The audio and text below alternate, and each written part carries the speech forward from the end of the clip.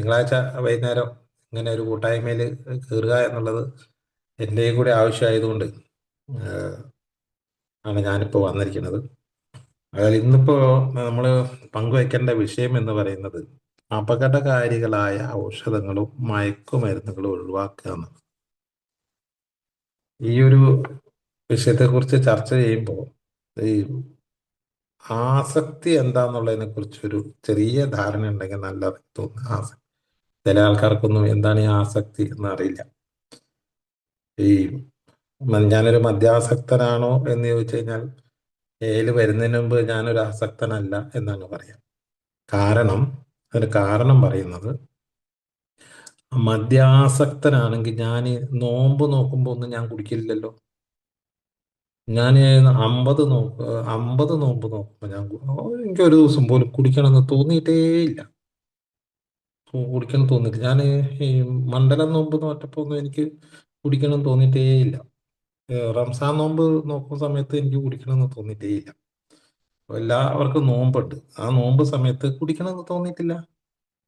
അപ്പൊ ഈ ആസക്തി ഉണ്ടെങ്കിൽ കുടിക്കൂലേ എന്നാണ് ആ, അവരൊക്കെ പറഞ്ഞുകൊണ്ടിരുന്നത്. അപ്പൊ എന്താണ് ഈ ആസക്തി എന്നുള്ളതാണ് ശരിക്കും അറിയേണ്ടത്. ആസക്തി ഈ മദ്യത്തിനും മയക്കുമരുന്നിനും മാത്രമല്ലല്ലോ.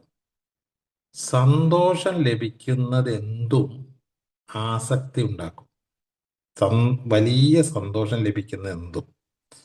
ഒരു സിനിമ കണ്ടപ്പോ ഭയങ്കര സന്തോഷം ഉണ്ടായെങ്കിൽ അടുത്ത അയാളുടെ സിനിമ ഇറങ്ങുന്നത് കാത്തു നിൽക്കും. ഒരു ഫുട്ബോൾ കളി കാണാൻ പോയപ്പോ ഭയങ്കര സന്തോഷം ഉണ്ടായെങ്കിൽ അടുത്ത ഫുട്ബോൾ കളി കാണാൻ വേണ്ടി കാത്തിരിക്കും. ക്രിക്കറ്റ് കളികളൊക്കെ തന്നെ. ഒരു പുസ്തകം വായിച്ചപ്പോ ഭയങ്കര സന്തോഷം ഉണ്ടായെങ്കിൽ അടുത്ത പുസ്തകം എടുത്ത് വായിക്കും.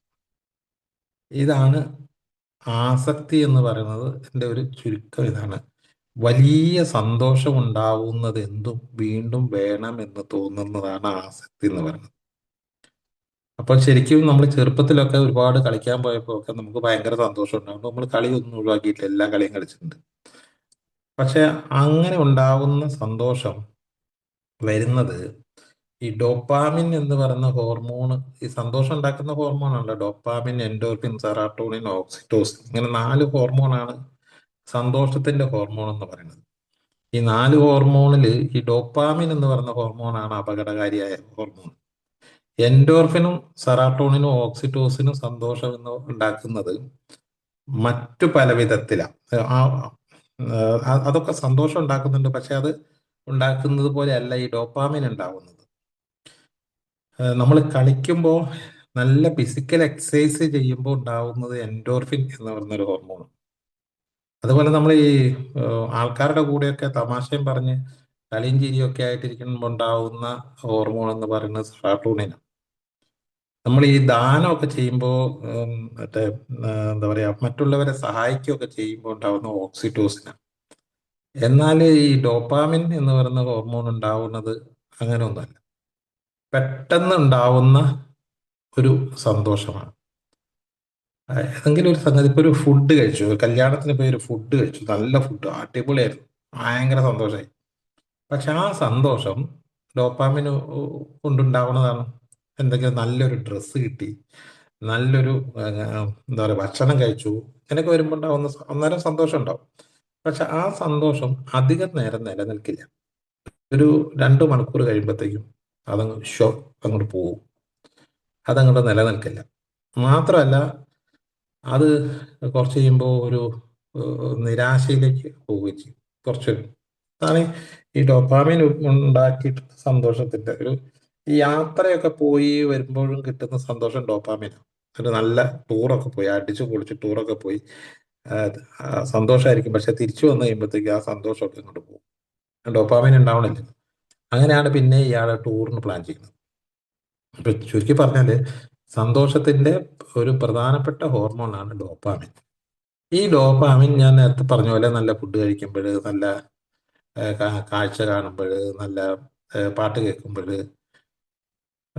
ഒക്കെ ഉണ്ടാകുന്ന ഈ ഹോർമോണ് കൃത്രിമമായിട്ട് ഈ ഡോപ്പാമിനെ ഉൽപ്പാദിപ്പിക്കാൻ കഴിയുമെന്ന് മനുഷ്യരാശി കണ്ടുപിടിച്ചിട്ടുണ്ട്. അത് ഒരുപക്ഷെ പുതിയ ആൾക്കാരാരെങ്കിലും ഉണ്ടെങ്കിൽ അവർക്ക് വേണ്ടിയിട്ടാണ്. ആ, പണ്ട് കാലത്ത് മനുഷ്യൻ കാട്ടിലൊക്കെ ജീവിച്ചിരിക്കുന്ന സമയത്ത് ഉം, അവര് ഈ പഴങ്ങളൊക്കെ ശേഖരിച്ചിട്ട് വരും. അപ്പൊ ഈ പഴങ്ങളൊക്കെ ശേഖരിച്ചുകൊണ്ട് വന്ന് അന്നത്തേക്കാൾ കൂടുതൽ പഴങ്ങൾ ശേഖരിച്ചുകൊണ്ട് വന്നു കഴിഞ്ഞാൽ അതൊരു പാത്രത്തിൽ ഇട്ടു വെക്കും. അങ്ങനെ പാത്രത്തിൽ ഇട്ട് വെച്ച പഴകിയ പഴം എടുത്ത് കഴിച്ചപ്പോൾ ഭയങ്കര സന്തോഷം ഉണ്ടായി അത്രേ. അതാണത്രേ ആദ്യത്തെ മദ്യം, വീഞ്ഞ്.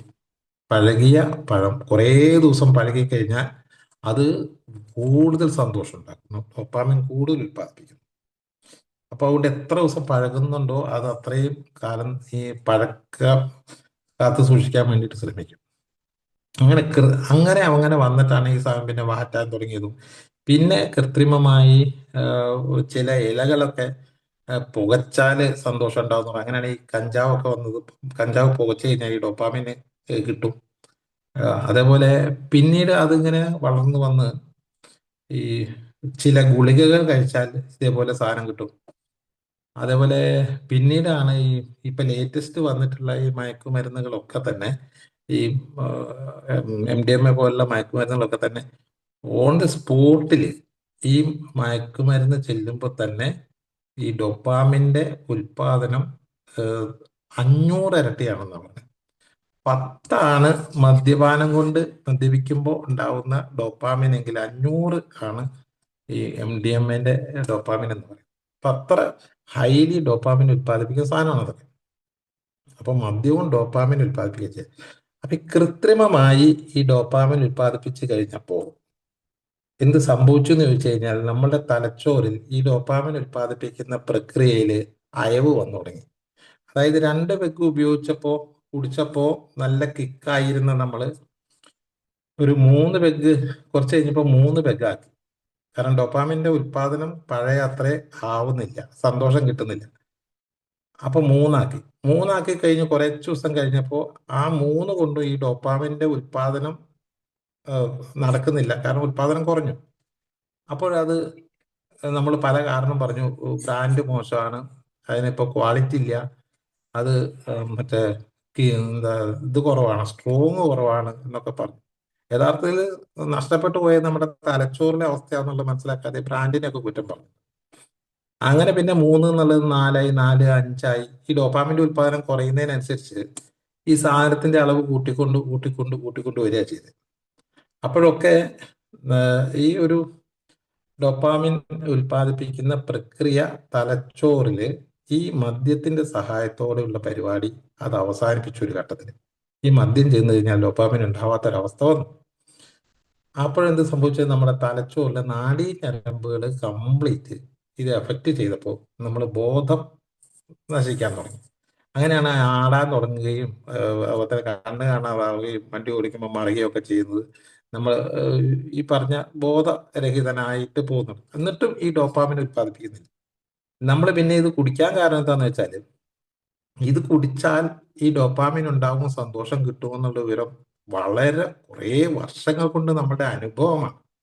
അതുകൊണ്ട് ഇതെന്താ കിട്ടാത്തതിന്റെ കാരണം പലതും പരീക്ഷിച്ച് ആണ് ഈ ആഹ്, വെറും വയറ്റിൽ കഴിച്ചു നോക്കി, പുലർച്ചെ രാവിലെ എഴുന്നേറ്റ് കഴിച്ചു നോക്കി, ഭക്ഷണത്തിന് മുമ്പ് കഴിച്ചു നോക്കി ആദ്യം, പിന്നെ വെറും വയറ്റിൽ കഴിച്ചു നോക്കി, മിക്സ് ചെയ്ത് കഴിച്ചു നോക്കി, വെള്ളം കുറച്ച് കഴിച്ചു നോക്കി. ഇതെങ്ങനെ എല്ലാ പരീക്ഷണവും നടത്തി നോക്കിയിട്ടും ഈ സന്തോഷം കിട്ടുന്നില്ല.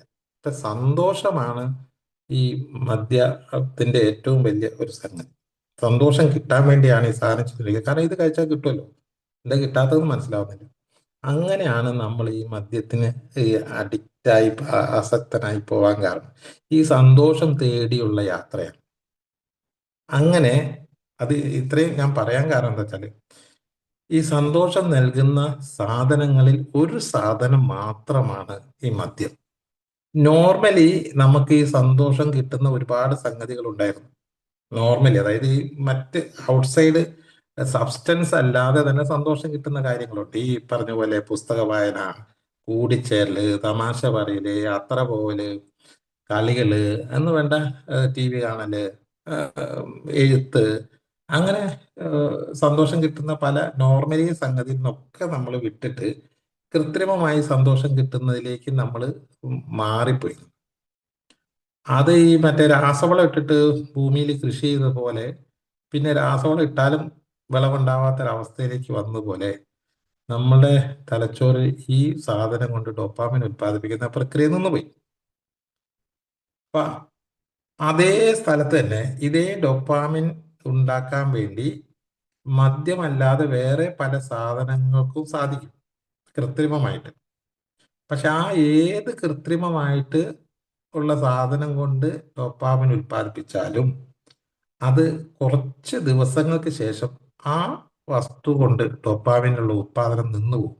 കുറച്ച് ദിവസങ്ങൾ, വളരെ കുറഞ്ഞ ദിവസങ്ങൾ, പിന്നെ ആ ഡോപ്പാമിൻ ഉണ്ടാവുന്നില്ല. അപ്പോഴും നമ്മൾ ഇത് വീണ്ടും വീണ്ടും വീണ്ടും ഉപയോഗിക്കും. കാരണം ഇത് കിട്ടുമല്ലോ. ഇത് കിട്ടുന്നത് ആരും പറഞ്ഞു തന്നിട്ടൊന്നുമില്ല, എൻ്റെ അനുഭവമാണല്ലോ. അപ്പം നമ്മളത് അളവ് കൂട്ടുകയും ആം, അതിന്റെ പീരീഡ് കുറയ്ക്കുകയും ചെയ്യും, കാലാവധി കുറയ്ക്കുകയും ചെയ്യും. അങ്ങനെയാണ് ഉണ്ടാവുന്ന ഒരു അവസ്ഥയ്ക്കാണ് നമ്മൾ ഈ അഡിക്ഷൻ എന്ന് പറയുന്നത്. ഈ സന്തോഷം തേടിയുള്ള യാത്രയാണ്.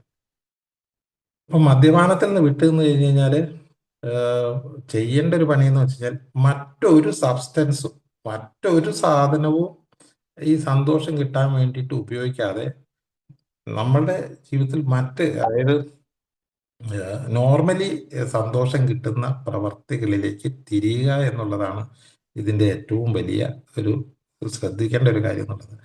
അതുകൊണ്ടാണ് ഈ കൂട്ടായ്മകളൊക്കെ ശക്തമായി നിൽക്കുമ്പോൾ, നല്ല സൗഹൃദം വന്നു കഴിയുമ്പോൾ ഓട്ടോമാറ്റിക്കായിട്ട് സന്തോഷം ഉണ്ടാവും. പിന്നെ വീട്ടുകാരുമായിട്ടുള്ള നല്ല ബന്ധം ഉണ്ടെങ്കിൽ സന്തോഷം ഉണ്ടാവും, വീട്ടിൽ ചെല്ലുമ്പോൾ ഒരു സന്തോഷം.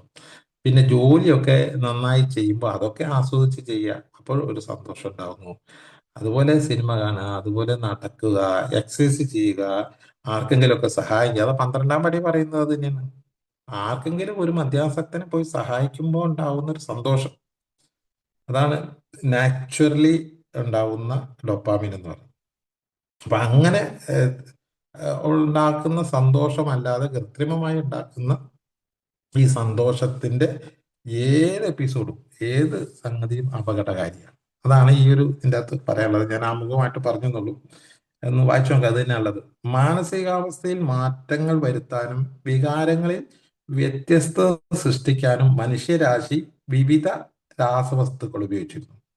ഒരുപക്ഷെ ഈതൈൽ ആൽക്കഹോൾ ആയിരിക്കാം അത്തരം രാസവസ്തുക്കളിൽ ആദ്യത്തേത്. അതാ ഞാൻ പറഞ്ഞ ഈതൈൽ ആൽക്കഹോൾ, പഴങ്ങള് ഇട്ട് പഴകിയ പഴങ്ങൾ, മേൽപ്പറഞ്ഞ തരത്തിലുള്ള ആവശ്യത്തിന് ഏറ്റവും അധികം സ്വീകാര്യമായ മയക്കുമരുന്നും അതായിരുന്നു, സന്തോഷം ഉണ്ടാക്കുന്നതിനുള്ള സംഗതി മദ്യമായിരുന്നു. അതുപോലെ തന്നെ ഏതിനും നമുക്ക് അഡിക്റ്റ് ആവാം. കാരണം നമ്മളൊരു പ്രയാസം നീക്കാൻ വേണ്ടി കിട്ടിയ ഒരു സാധനം, അത് ഉപയോഗിച്ചപ്പോൾ നമ്മളുടെ ആ പ്രയാസം അങ്ങ് നീങ്ങി കിട്ടിയെങ്കിൽ അത് വീണ്ടും വേണമെന്ന് തോന്നും. ഇത് ഉറക്ക ഗുളികയ്ക്കുണ്ട്. നമുക്കൊരു ഉറക്കം കിട്ടുന്നില്ല എങ്കിൽ നമ്മൾ ഉറക്ക ഗുളിക കഴിച്ചുറങ്ങുന്നു. പിറ്റേ ദിവസം ഉറക്കം കിട്ടുന്നില്ല എങ്കിൽ നമ്മൾ ഗുളിക കഴിച്ചുറങ്ങുന്നു. പിന്നെ ഉറക്ക ഗുളിക കഴിക്കാതെ ഉറങ്ങാൻ പറ്റാത്തൊരവസ്ഥയിലേക്ക് എത്തുമ്പോഴാണ് അഡിക്ഷൻ എന്ന് പറയുന്നത്. വിദഗ്ധരായ ഭിഷഗ്വരന്മാർ നിർദ്ദേശിക്കപ്പെടുകയും അവരുടെ ഔഷധവിധി പ്രകാരം ഉപയോഗിക്കുകയും വൈദ്യശാസ്ത്രപരമായി ആവശ്യമില്ലാതെ വരുമ്പോൾ ഉപയോഗം അവസാനിപ്പിക്കുകയും ചെയ്യുമ്പോൾ ചില മയക്കുമരുന്നുകൾക്ക് ന്യായമായ മൂല്യവും പ്രയോജനവുമുണ്ട്.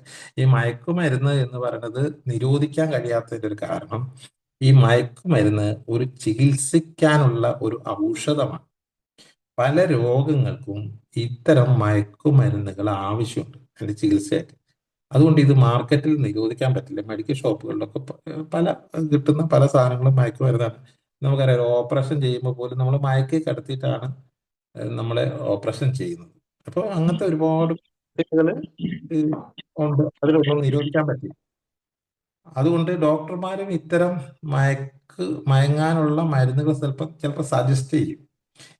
അംഗങ്ങൾ എന്ന നിലയിൽ, ഡോക്ടർ എന്ന നിലയിലല്ല, ഞങ്ങൾ ഒരു മരുന്നും നിർദ്ദേശിക്കാൻ തീർച്ചയായും യാതൊരു യോഗ്യതയില്ല. നമ്മൾ ഒരു മരുന്നും പറയുന്നില്ല. നിർദ്ദേശിക്കപ്പെട്ട ഒരു മരുന്ന് കഴിക്കേണ്ടതില്ല എന്ന് ആരെയും ഉപദേശിക്കാനുള്ള യോഗ്യതയില്ല. കഴിക്കേണ്ടതില്ല എന്നും പറയുന്നില്ല, കഴിക്കാനും പറയുന്നില്ല, കഴിക്കേണ്ടതെന്നും പറയുന്നില്ല. ഞങ്ങൾക്ക് ഉത്തരവാദിത്തപൂർവ്വം ചെയ്യാൻ കഴിയുന്ന കാര്യം ഞങ്ങളുടെ വ്യക്തിപരമായ അനുഭവങ്ങൾ തുറന്നു കാട്ടുകയാണ്. ഞങ്ങൾ എൻ്റെ ഞാൻ എൻ്റെ അനുഭവം തുറന്നു കാട്ടുമ്പോഴാണ് ആ, എനിക്ക് അതിലൂടെയാണ് എനിക്കൊരു കാര്യം പറയാനുള്ളത്. ഞങ്ങളിൽ മിക്കവർക്കും മദ്യം സ്വയം നൽകുന്ന മരുന്നായി തീർന്നു. മരുന്ന് തന്നെയാണ്, മരുന്നായിട്ട് തന്നെയാണ് അവസാന കാലത്ത് നമ്മൾ ഉപയോഗിച്ചിരുന്നത്. എനിക്ക് ഓർമ്മയുണ്ട്, ഈ രാത്രിയിലൊന്നും ഉറക്കം കിട്ടാതെ രാവിലെ എഴുന്നേറ്റ് ഒരു രക്ഷയില്ലാതെ ഇങ്ങനെ ഇരിക്കുന്ന സമയത്ത്, ആ സമയത്ത് അതായത് രോഗം വന്ന് മൂർച്ഛിച്ചിരിക്കുന്ന ഒരു സമയം ആണെന്ന് വിചാരിക്കുക.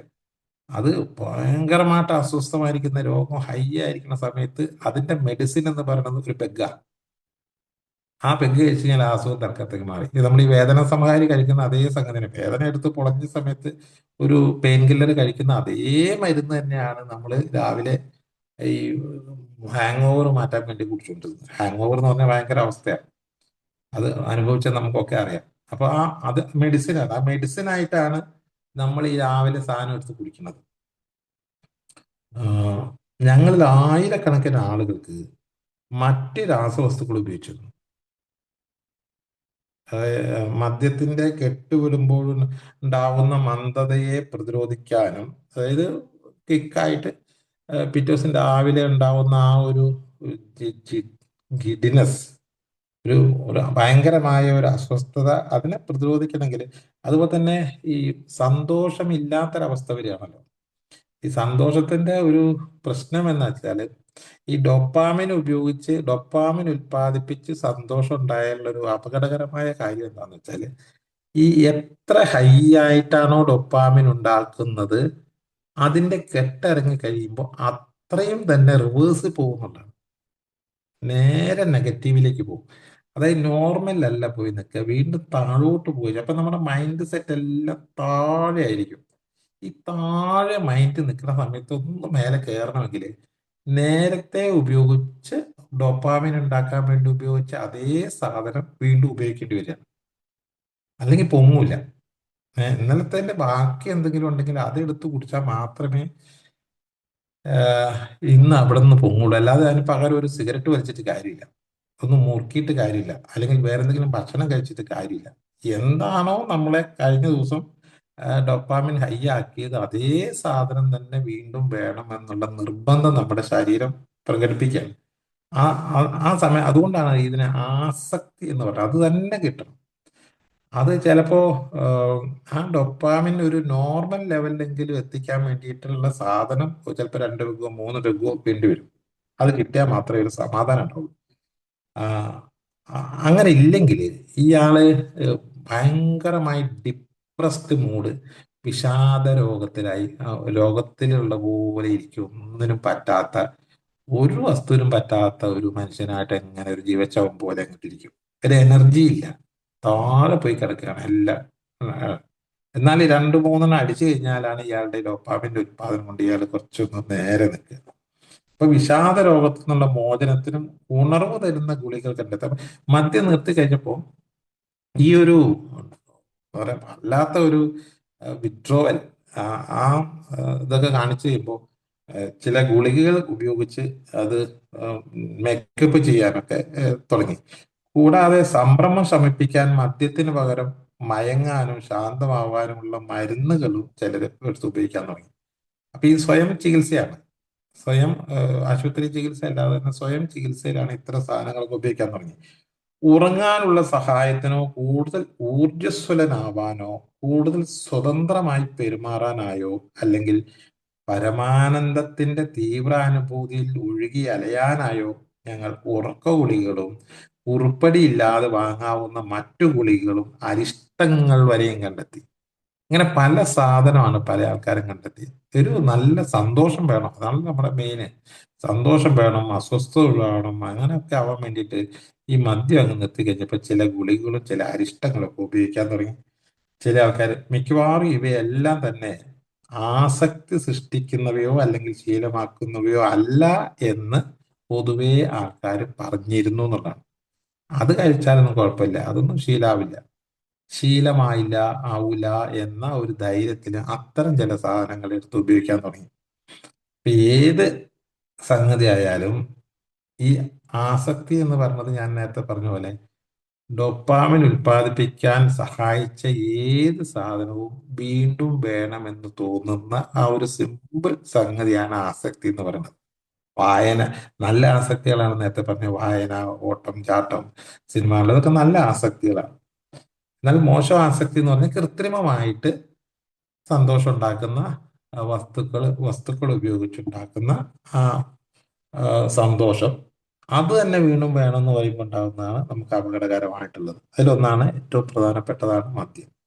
ഞങ്ങൾ നന്നായി മദ്യപിക്കുന്ന വ്യക്തികളിൽ ഇത്തരം ബോധത്തെ, മനസ്സിനെ ബാധിക്കുന്ന വസ്തുക്കൾക്ക് വേണ്ടിയുള്ള ഉത്കടമായ ആഗ്രഹം ഒരാവശ്യകത പോലെ ഏറ്റവും അഗാധമായി വേരോടി നിൽക്കാം. ആവശ്യബോധം പോലെ, ആവശ്യകത പോലെ. ഇപ്പൊ എന്താണ് ആവശ്യകത എന്നത് ഞാൻ നേരത്തെ പറഞ്ഞു. നമ്മളുടെ ഈ ഡോപ്പാമിൻ ഉത്പാദനം ഹൈ ആയി കഴിഞ്ഞ് കഴിഞ്ഞാൽ അത് നേരെ റിവേഴ്സ് പോയി ഒന്നിനും പറ്റാതെ ഇരിക്കുന്ന സമയത്ത് അവിടെ നേരെ നിൽക്കണമെങ്കിൽ സാധനം വേണം. അപ്പോഴാണ് ആവശ്യം നിർബന്ധമായിട്ട് വരുന്നത്. ഈ സമയത്താണ് പല ആൾക്കാരും ഈ അക്രമാസക്തരാകുന്നത്. അത് കിട്ടുന്നില്ല, അല്ലെങ്കിൽ കിട്ടൂല, അല്ലെങ്കിൽ അതിന് പോകാൻ വേണ്ടി നിൽക്കുമ്പോൾ തടയുക എന്നുള്ള സംഗതിയൊക്കെ വരുമ്പോൾ അതിനുള്ള പൈസ ചോദിച്ചിട്ട് കിട്ടാതെ വരിക. ഈ സമയത്താണ് അക്രമങ്ങൾ ഉണ്ടാകുന്നത്. ഈ ലോ ആയിരിക്കുന്ന സമയത്ത്, പലപ്പോഴും ഹൈ ആയിരിക്കുന്ന സമയത്താണെന്നാണ് നമ്മൾ വിചാരിക്കുക. മദ്യപിച്ച് അല്ലെങ്കിൽ മയക്കുമരുന്ന് ഉപയോഗിച്ച് അതിന്റെ തീവ്രതയിൽ നിൽക്കുമ്പോഴാണ് ഉണ്ടാവുന്നത് എന്നാണ് പറയുന്നെങ്കിൽ പോലും നല്ല അപകടകരമായ ആക്രമണങ്ങളൊക്കെ നടന്നിട്ടുള്ളത് മദ്യപിച്ചിട്ടല്ല, അല്ലെങ്കിൽ മയക്കുമരുന്ന് ഉപയോഗിച്ചിട്ടല്ല, മറിച്ച് അതിന്റെ വിഡ്രോവൽ വരുന്ന സമയത്ത് അതിന് തടസ്സം നിൽക്കുമ്പോഴാണ്. കാരണം ഒരു രക്ഷയില്ല, വേറെ ഒന്നും ചിന്തിക്കാൻ പറ്റാത്തൊരവസ്ഥയാണ്. സാങ്കേതികമായും ഔഷധശാസ്ത്രപരമായും ഒരു മയക്കുമരുന്ന് ശാരീരികമായ ആസക്തി സൃഷ്ടിക്കുന്നതല്ലെങ്കിലും ഞങ്ങൾ വീണ്ടും വീണ്ടും കണ്ടുവരുന്നത് വളരെ വേഗത്തിൽ ഞങ്ങൾ അതിൻ്റെ ഉപയോഗം ഒരു ശീലമാക്കി മാറ്റുന്നതും ആ മരുന്നിൽ ആശ്രയത്വമുള്ളവരായിത്തീരുന്നതുമാണ്. ഈ ആശ്രയത്വം ഉണ്ടാവാൻ കാരണമാണ് ഞാൻ നേരത്തെ പറഞ്ഞത്. ഇതുണ്ടെങ്കിലേ ഡോപ്പാമിൻ ഉണ്ടാവും. അതാണ് ആശ്രയത്വം. ആസക്തി സൃഷ്ടിക്കാനുള്ള പ്രവണത, ആസക്തി പ്രവണത ഞങ്ങളിലെ തന്നെ ഒരവസ്ഥയാണ്. നമ്മളുടെ ശരീരത്തിന്റെ ഒരു പ്രത്യേകതയാണ് ഈ ആസക്തി എന്ന് പറയുന്നത്. കാരണം ശരീരത്തില്, തലച്ചോറില് ഈ പറഞ്ഞ സന്തോഷിക്കാനുള്ള സ- സന്തോഷം കൊണ്ടാണല്ലോ നമുക്ക് ഉത്സാഹം ഉണ്ടാവുന്നത്. ഈ ഉത്സാഹം ഉണ്ടാകുമ്പോഴാണല്ലോ നമ്മൾ എഴുന്നേറ്റ് നന്നായി നടക്കുന്നത്, ചിരിക്കുന്നതൊക്കെ. ഈ ഉത്സാഹം ഇല്ലെങ്കിലോ ഒന്നിനും പറ്റാത്ത ഒരു പരുവത്തിൽ കിടക്കുന്ന ഒരാളായി മാറും. അപ്പൊ അതുകൊണ്ട് നമുക്ക് ഈ ഉത്സാഹം കിട്ടാൻ എന്താണ് മാർഗം എന്ന് നോക്കിക്കഴിഞ്ഞാൽ എളുപ്പത്തിൽ കിട്ടാവുന്ന മാർഗം ആയിട്ടാണ് നമ്മൾ ഇത്തരം കണ്ടിട്ടുള്ളത്. നമ്മൾ കുറച്ച് ഓടുകയോ ചാടുകയോ ഇപ്പൊ ഈ പണിയൊക്കെ എടുക്കുന്ന ആൾക്കാർ, കൃഷിപ്പണിയൊക്കെ എടുക്കുന്ന ആൾക്കാർ, അല്ലെങ്കിൽ എന്തെങ്കിലും ജോലി ചെയ്യുന്ന ആൾക്കാർക്ക് ഒക്കെ ഓട്ടോമാറ്റിക് ആയിട്ട് അതിൻ്റെ അകത്ത് സന്തോഷം ഉണ്ടാവും. ചെയ്യുന്ന ജോലിയെ ആനന്ദിച്ച് ചെയ്യുന്ന ആൾക്കാർക്ക് ആ ജോലിയിൽ സന്തോഷം ഉണ്ടാവും.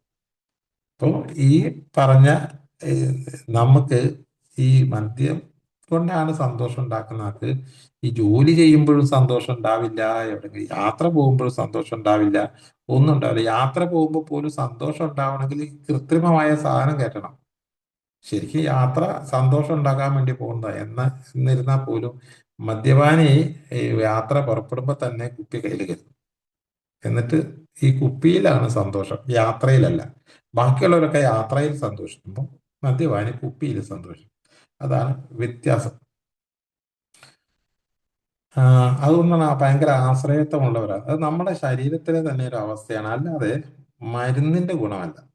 ഞങ്ങളിൽ ചിലർ വിശ്വസിക്കുന്നത് ഞങ്ങൾ ആസക്തിയുള്ളവരായി പരിണമിച്ചിരിക്കുന്നു എന്നാണ്. ആസക്തിയുള്ളവരായി പരിണമിച്ചിരിക്കുന്നു അല്ല. ഞങ്ങളുടെ അനുഭവങ്ങൾ ആ ധാരണയെ അതിശക്തമായി പിന്തുണയ്ക്കുന്നു. നമ്മുടെ ശരീരം ആ ഒരു ടൈപ്പിലേക്ക് മാറിയിരിക്കണം. കാരണം ഈ സന്തോഷം ആരാണ് സന്തോഷം ആഗ്രഹിക്കാത്തത്? അപ്പൊ സന്തോഷം വേണമല്ലോ. സന്തോഷം കിട്ടാനുള്ള ഏക മാർഗം അതാ. വേറെ ഒരു സാധനവും ഇപ്പൊ കൊണ്ട് സന്തോഷം ഉണ്ടാവുന്നില്ല. അപ്പൊ പിന്നെ സന്തോഷിക്കണമെങ്കിൽ എന്താണോ നേരത്തെ സന്തോഷിച്ചത് അത് തന്നെ തെരഞ്ഞു പിടിച്ചു പോകുന്നതിനെയാണ് ആസക്തി എന്ന് പറയുന്നത്. ഈ നോമ്പ് കാലത്ത് ഇയാള് കുടിക്കാതിരിക്കുന്നത് എന്തുകൊണ്ടാണെന്ന് ചോദിച്ചാല്, ഈ നോമ്പ് കാലത്ത് ഏഹ്, ഇയാൾക്ക് സന്തോഷിക്കാൻ ഇയാള് പെട്ടെന്ന് ഇയാളുടെ മൈൻഡ് അങ്ങ് ചേഞ്ച് ചെയ്യുക. നോമ്പാണ്, ഞാൻ കുടിക്കാൻ പാടില്ല എന്നുള്ള സംഗതിയൊക്കെ മനസ്സിൽ ഇങ്ങനെ ചിന്ത വരുമ്പോൾ ഓട്ടോമാറ്റിക് ആയിട്ട് ഇയാൾ മറ്റ് കാര്യങ്ങളിലേക്കൊക്കെ വ്യാപൃതനാകും. കാരണം എനിക്ക് കുടിക്കാൻ പറ്റില്ലല്ലോ. വ്യാപൃതനാകുമ്പോൾ ഇയാൾക്ക് അവിടെ ഇവിടെയൊക്കെ ചില സന്തോഷങ്ങളൊക്കെ, ചെറിയ ചെറിയ സന്തോഷങ്ങളൊക്കെ ഇയാൾക്ക് കിട്ടാൻ തുടങ്ങും. കാരണം ഇയാൾ നോമ്പാണ് എന്നുള്ളത് കൊണ്ട് വീട്ടുകാരെ അടുത്ത് നിന്ന് ഒരു സപ്പോർട്ട്, ഇയാൾ ചെയ്യുന്ന കാര്യങ്ങളൊക്കെ ഒരു ഭംഗിയായിട്ട് ചെയ്യുമ്പോൾ ഒരു സന്തോഷം, അങ്ങനെ നോർമലി ഇയാൾക്ക് സന്തോഷം കിട്ടുന്നുണ്ട്. അതുകൊണ്ട് ഇപ്പോ ഈ മദ്യം ഇല്ലെങ്കിൽ ഇയാൾക്ക് മേക്കപ്പ് ചെയ്ത് പോവാന്നുള്ള ഇത് വരും. അങ്ങനെ അയാൾ നോമ്പൊക്കെ കഴിഞ്ഞ് കഴിയുമ്പോൾ ഈ സാധനം അടിച്ചു കഴിഞ്ഞാൽ പിന്നെ ഈ ഇയാള് ഈ നോർമലി സന്തോഷം ഉണ്ടാക്കുന്ന പരിപാടിയിലൊന്നും അയാൾ നിൽക്കില്ല. അതുകൊണ്ട് കഞ്ചാവ്, ഉറക്ക ഗുളികൾ, വികാരങ്ങളെ ഉയർത്താനും തളർത്താനുമുള്ള മരുന്നുകൾ, കൊക്കൈൻ, അതുപോലെ തന്നെ ചരസ്, മതിഭ്രമം സൃഷ്ടിക്കുന്നതും ആവേശം കൂട്ടുന്നതുമായ ഔഷധങ്ങൾ, മരുന്നുകൾ, ചില ആയുർവേദ മരുന്നുകൾ, ചില ഗുളികകൾ തുടങ്ങി സാധാരണ തെരുവിൽ ലഭിക്കുന്ന എല്ലാത്തരം മയക്കുമരുന്നുകളും എത്രയധികം ബുദ്ധിമുട്ട് സഹിച്ചായാലും ഞങ്ങൾ ഒഴിവാക്കും. ഇതിന്റെ ഒക്കെ പിന്നിലുള്ള ഒരു സംഗതി, ഇത് ഏതെങ്കിലും കൃത്രിമമായ സാധനം ഉപയോഗിച്ച് സന്തോഷം കണ്ടെത്താൻ വേണ്ടി ശ്രമിച്ചാൽ ആ വഴിയിൽ സന്തോഷം കണ്ടെത്താൻ വേണ്ടിയിട്ട് വീണ്ടും വീണ്ടും വീണ്ടും ഉപയോഗിക്കും. അങ്ങനെ ഉപയോഗിച്ചാൽ എന്താണ് കുഴപ്പമെന്നുള്ളത് അടുത്ത ഖണ്ഡികയിൽ പറയുന്നുണ്ട്. മരുന്ന് കടയിൽ നിന്ന് കുറിപ്പടി ഇല്ലാവുന്ന വാങ്ങാവുന്ന ഗുളികകളും മറ്റ് ഒറ്റമൂലികളും ഒക്കെ ചില ആൾക്കാർ ഉപയോഗിക്കുന്നത്. അന്നേരമൊക്കെ ഇവര് പറയുന്നത് ഞാൻ കള്ളുകൂടി നിർത്തി എന്ന ഭയങ്കരമായ ഇതായിരിക്കും പറയാ. പക്ഷെ ഇയാൾക്ക് കള്ളുകൂടി നിർത്തിയെങ്കിലും സന്തോഷമില്ല. സന്തോഷത്തിന് ഇയാൾ വേറെ സാധനം വാങ്ങണം. അത്തരം മരുന്നുകളുടെ ചൂണ്ടയിൽ കുരുങ്ങിയിട്ടില്ലാത്ത ഞങ്ങളിൽ ചിലർക്ക് പോലും അവയിൽ പതിയിരിക്കുന്ന ഭീഷണി സുവ്യക്തമാണ്. എന്താണ് ഭീഷണി? അത് വീണ്ടും വീണ്ടും ഞങ്ങൾ കണ്ടിട്ടുള്ളതാണ്. മയക്കുമരുന്നുകൾ മിക്കപ്പോഴും മാന്ത്രിക പാനീയത്തിനായുള്ള ഞങ്ങളുടെ ആ പഴയ ത്വരയെ ഉണർത്തും. അതായത് നമ്മൾ മനസ്സിലാണ് നമ്മൾ ചിന്തിച്ചു വെച്ചിരിക്കുന്നത്, ഞാൻ ഒരു മദ്യാസക്ത രോഗി, എനിക്ക് മദ്യം പറ്റില്ല, മദ്യം ഉപയോഗിച്ച് കഴിഞ്ഞാൽ ഇങ്ങനെ ഇങ്ങനെ പ്രശ്നമുണ്ട്, നമുക്ക് നല്ല ബോധമുണ്ട്. ഈ ബോധത്തിന് തകരാറ് വരുന്ന ഏതെങ്കിലും ഗുളികയോ ഏതെങ്കിലും മരുന്നുകളോ കഴിച്ചാൽ സ്വാഭാവികമായിട്ടും നമ്മളെ ആ കുടിക്കണ്ട എന്നുള്ള ചിന്തയിൽ നിന്ന് നമ്മൾ മാറും. കാരണം ബോധം നശിച്ചു തുടങ്ങുകയാണല്ലോ. അപ്പൊ വീണ്ടും കുടിക്കാനുള്ള ആ ഒരു ചാൻസ് വന്നാൽ അതിനെ ഒഴിവാക്കില്ല. പല റിലാപ്സുകളും പരിശോധിച്ച് നോക്കിയാലും മനസ്സിലാവും, ഇവര് നല്ല ബോധത്തിലല്ല റിലാപ്സ് ആയിട്ടുള്ളത്. ഏതെങ്കിലും തരത്തിൽ അയാള് ഈ എന്താ പറയാ, അയാളുടെ ബോധമണ്ഡലത്തിൽ തകരാറ് സംഭവിച്ചു കഴിഞ്ഞു കഴിയുമ്പോഴാണ് ഇയാള് കുടിയിലേക്ക് പോകുന്നത്. അങ്ങനെ തകരാറ് സംഭവിക്കാൻ ഈ മയക്കുമരുന്നുകൾ വേണമെന്നില്ല കേട്ടോ. ഈ ബോധത്തെ തകരാറിലാക്കാൻ ഒരു ദേഷ്യം മതി. ഒരു ഒരു കടുത്ത ദേഷ്യം പിടിച്ചു കഴിഞ്ഞാൽ അയാളുടെ ബോധം നശിക്കും. ഭയം വന്നാൽ മതി. നല്ല ഭയം വന്നാലും ഇയാളുടെ ബോധം നശിക്കും. ഇയാളുടെ ഈ സുബോധത്തിന് തകരാറ് വരും. ഈ സുബോധത്തിന് തകരാറ് വരുന്നത് എന്ത് തന്നെ ആയാലും ശരി, ആ സമയത്ത് നമ്മുടെ സബ് കോൺഷ്യസ് മൈൻഡില് കുടിക്കുക, അത് 3 പെഗ് അടിച്ചാൽ കിട്ടുന്ന ആ സുഖകരമായ ഓർമ്മ മൈൻഡിന്റെ അടിത്തട്ടിൽ കിടപ്പുണ്ട്. ആദ്യകാലത്ത് കുടിച്ച സുന്ദരമായ ആ കുടിയുടെ ഓർമ്മയാണ് മനസ്സിൽ സൂക്ഷിച്ചിട്ടുള്ളത്. അത് അവിടെ കിടപ്പുണ്ട് അടിയിൽ.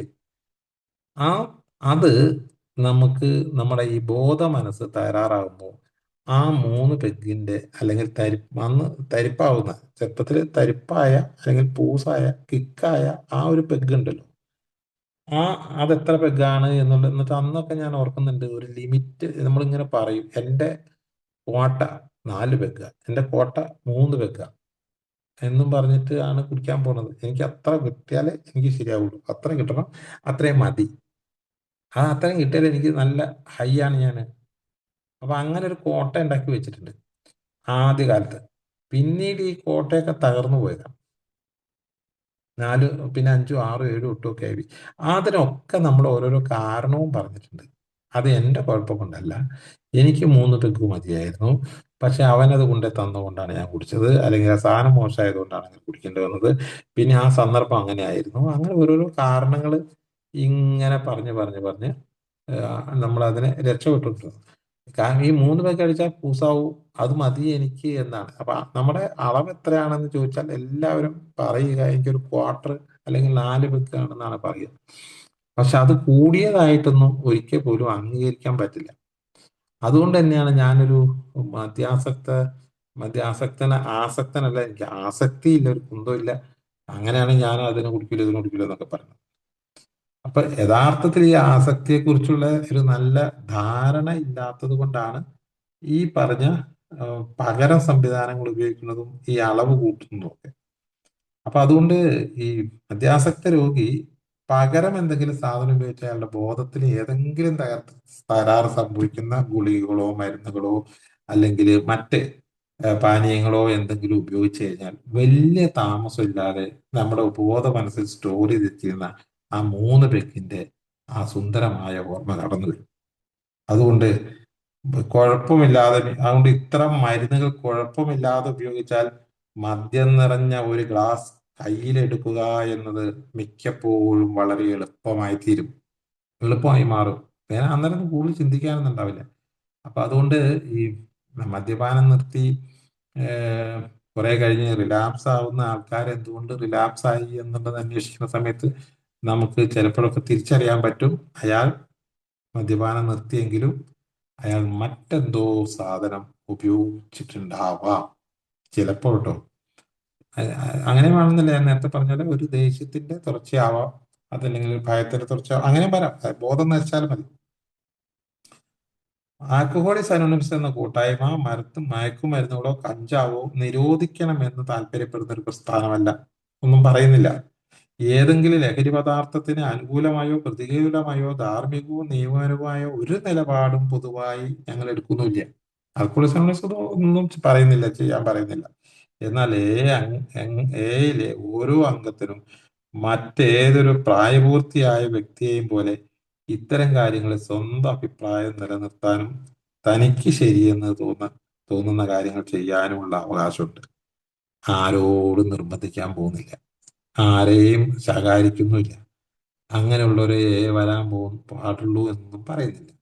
അതൊക്കെ ഓരോരുത്തരുടെ തീരുമാനം. പക്ഷെ ആ തീരുമാനം എടുക്കുന്നതിന് മുമ്പ് ഇതിനെക്കുറിച്ചൊക്കെ ഒന്ന് മനസ്സിലാക്കി വെക്കുക എന്നുള്ളത് വളരെ പ്രധാനപ്പെട്ടതാണ്. കുറിച്ചും അല്ലെങ്കിൽ മദ്യാസക്ത രോഗത്തെക്കുറിച്ചും ഒക്കെ നന്നായി പഠിച്ചാല് മനസ്സിലായി കഴിഞ്ഞാല് നമുക്ക് ഈ സാധനം ഉപയോഗിച്ചാൽ വലിയ താമസം ഇല്ലാതെ മറ്റേതിലേക്ക് പോകും. അതുകൊണ്ട് ഈ നമ്മള് ആ ഷോർട്ട് കട്ട്, അതായത് മറ്റൊരു വഴി, നമ്മൾ മദ്യം ഇവിടുന്ന് ഉപേക്ഷിച്ചു വെച്ചു, മദ്യം എത്തിച്ചേരാൻ പറ്റുന്ന മറ്റൊരു വഴിയാണ് ഏതെങ്കിലും തരത്തിലുള്ള സബ്സ്റ്റൻസ് ഉപയോഗിച്ച് സന്തോഷം കണ്ടെത്തുന്നത്. അപ്പൊ സന്തോഷം കണ്ടെത്താൻ മറ്റേതെങ്കിലും കൃത്രിമ മാർഗം ഉപയോഗിക്കാൻ പോകുന്നത് അപകടകാരി. അത് മയക്കുമരുന്നായാലും ശരി, ഗുളികയായാലും ശരി, അരിഷ്ടമായാലും ശരി, എന്തായാലും ശരി, മറ്റൊരു സംഗതി ഉപയോഗിക്കാൻ പാടില്ല. അങ്ങനെ പോയി കഴിഞ്ഞാൽ അത് വേറെ വലിയ താമസമില്ലാണ്ട് വീണ്ടും മദ്യത്തിലേക്ക് കടന്നു വരുമെന്നാണ് വളരെ വിശദമായി പറയുന്നത്. ഈ നിലപാട് കുടിയുടെ കൂത്താടലിന്റെയും കാര്യത്തിൽ ഞങ്ങൾ പ്രത്യേകം പക്ഷം ചേരുന്നില്ല എന്നതിന് സമാനമാണ്. ദശലക്ഷക്കണക്കിന് ആളുകൾക്ക് അവർക്കോ മറ്റുള്ളവർക്കോ ഹാനി ഉണ്ടാകാതെ മദ്യം ഉപയോഗിക്കാമല്ലോ. അങ്ങനെയുണ്ടല്ലോ, എത്രയോ ലക്ഷം ആൾക്കാര് ഒരു പ്രശ്നമില്ലാതെ മദ്യപിക്കുന്ന ആൾക്കാരുണ്ട്. ഇപ്പൊ ഈ നമ്മൾ ഈ മദ്യപാനികളായിട്ടുള്ള ആൾക്കാർക്ക് എന്താ സംഭവിച്ചതെന്ന് ഒരു പക്ഷേ അറിയാത്ത ആരെങ്കിലും ഉണ്ടെങ്കിൽ അവർക്ക് വേണ്ടിയിട്ട്, ഈ മദ്യം ആദ്യമായിട്ട് ഉപയോഗിച്ചപ്പോഴേ 100 പേര് ഒരേ വേദിയിൽ ഇരുന്ന് മദ്യപിക്കുകയാണെങ്കിൽ അതില് ഒരു 20-25% ആൾക്കാര് അത് തുപ്പിക്കളയും. അവരുടെ ശരീരത്തിലേക്ക് അത് ചേരില്ല. എന്തിനാണ് ഇത് കുടിക്കുന്നത്?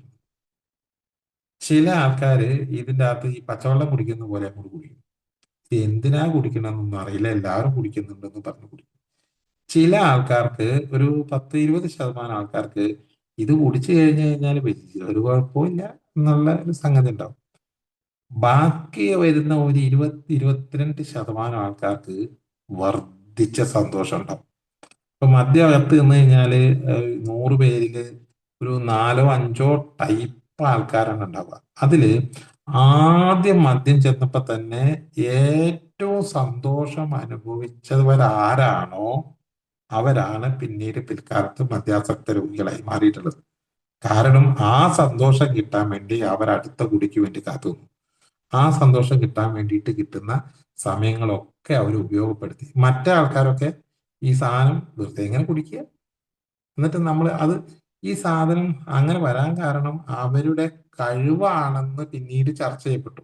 അതായത് ഈ പറഞ്ഞ 20-25% ആൾക്കാര് ഒരു പെഗോ രണ്ട് പെഗോ അടിച്ച് നിർത്തുന്നത് അവരുടെ ഒരു കഴിവാണെന്ന് അവർ അവകാശപ്പെട്ടു. ഈ ഇവരുടെ തലച്ചോറിന്റെ ഉള്ളിൽ നടക്കുന്ന കാര്യം ആരും കാണുന്നില്ലല്ലോ. അതുകൊണ്ട് പുറമേ കാണുന്ന കാര്യമാണ്. നമ്മൾ ഈ സാധനം വീണ്ടും വീണ്ടും കഴിക്കുന്നു, മറ്റൊരു രണ്ടെണ്ണം അടിച്ച് നിർത്തി പോകുന്നു. അത് അവരുടെ കഴിവ്, നമ്മുടെ കഴിവില്ലായ്മയുമാണ്. കഴിവും കഴിവില്ലായ്മ അല്ല, മറിച്ച് നമ്മളുടെ ശരീരത്തിന്റെ പ്രത്യേകത കാരണം ആ ഡോപ്പാമിൻ ഹൈ ഡോസിൽ ഉത്പാദിപ്പിച്ചതുകൊണ്ട് ആ സാധനം വീണ്ടും വീണ്ടും വേണമെന്ന ഒരു തോന്നൽ നമുക്കുണ്ടാക്കുന്ന ശരീരമായി പോയതുകൊണ്ടാണ്. അപ്പോൾ ഈ ബാക്കിയുള്ള ഒരു 80% ആൾക്കാർക്കും ഈ സംഗതി കുടിക്കാൻ ഒരു വിഷയമില്ല. അങ്ങനെയുള്ള ആൾക്കാരാണ് ഇവിടെ കൂടുതലുള്ളത്.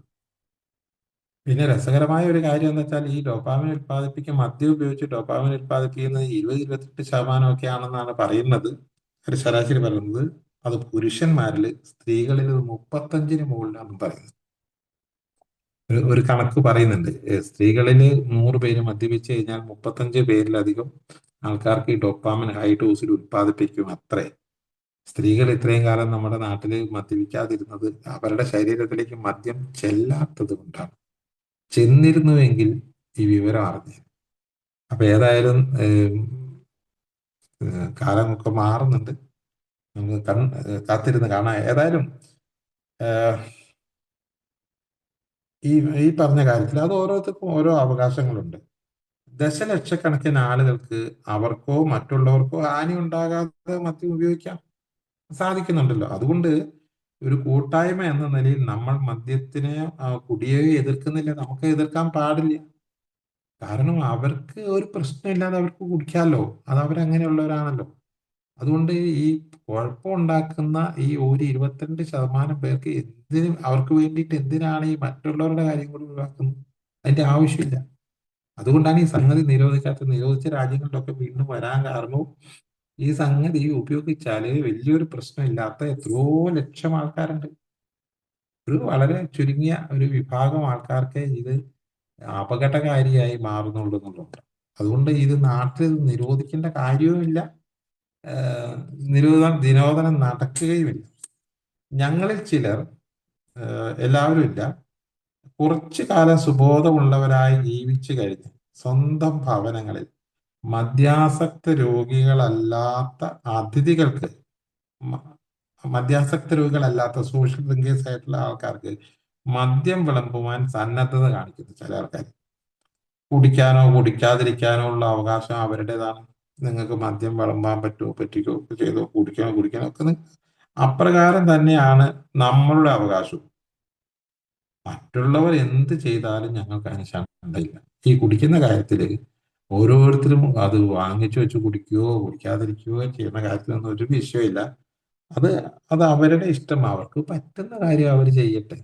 പക്ഷെ എനിക്കത് പറ്റില്ല, എനിക്ക് മദ്യം ശരിയാവില്ല എന്ന ഒരു ചിന്തയെ വേണ്ടു. അല്ലാണ്ട് ലോകം മുഴുവനും മദ്യത്തിൽ നിന്ന് മാറ്റി വെക്കണമെന്നും കല്യാണ പേരിലൊന്നും മദ്യം വിളമ്പാൻ പാടില്ലെന്നും ഒക്കെ നമ്മൾ പറയേണ്ട കാര്യമില്ല. അതൊക്കെ പറ്റുന്ന ആൾക്കാരൊക്കെ കുടിച്ചോട്ടെ.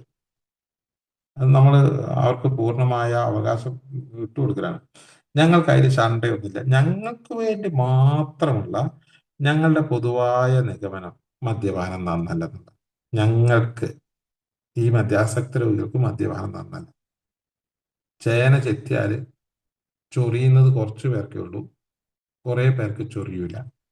ഈ ചൊറിയുന്ന ആൾക്കാർ പറയാണ് ഈ ചേന ചെത്താൻ പാടില്ല, കാരണം ചേന ചൊറിയുമെന്ന് പറഞ്ഞാൽ എങ്ങനെയുണ്ടാവും?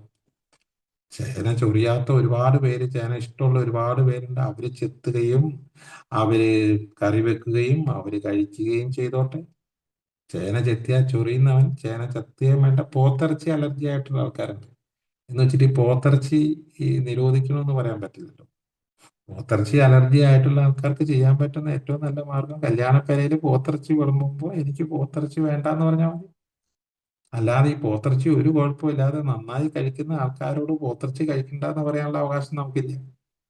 അതുപോലെ തന്നെ മദ്യം കഴിച്ച് കുഴപ്പമില്ലാത്ത ആൾക്കാർ മദ്യപിച്ചോട്ടെ, അതിന് നമുക്ക് വിഷയമൊന്നുമില്ല.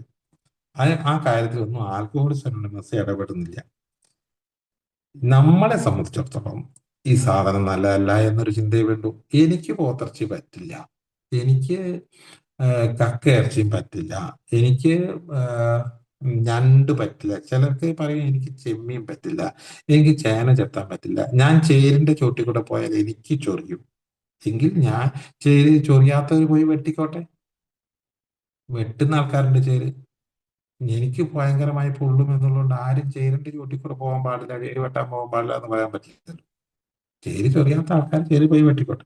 അപ്പൊ അതുകൊണ്ട് അത് ഓരോരുത്തർക്കും അവരവരുടേതായ സ്വാതന്ത്ര്യവും അവകാശവും ഒക്കെ ഉണ്ട്. അതുകൊണ്ട് ഈ മൊത്തം മദ്യം നിരോധിക്കാനോ മയക്കുമരുന്ന് നിരോധിക്കാനോ ഒന്നും നമ്മൾ പോണില്ല.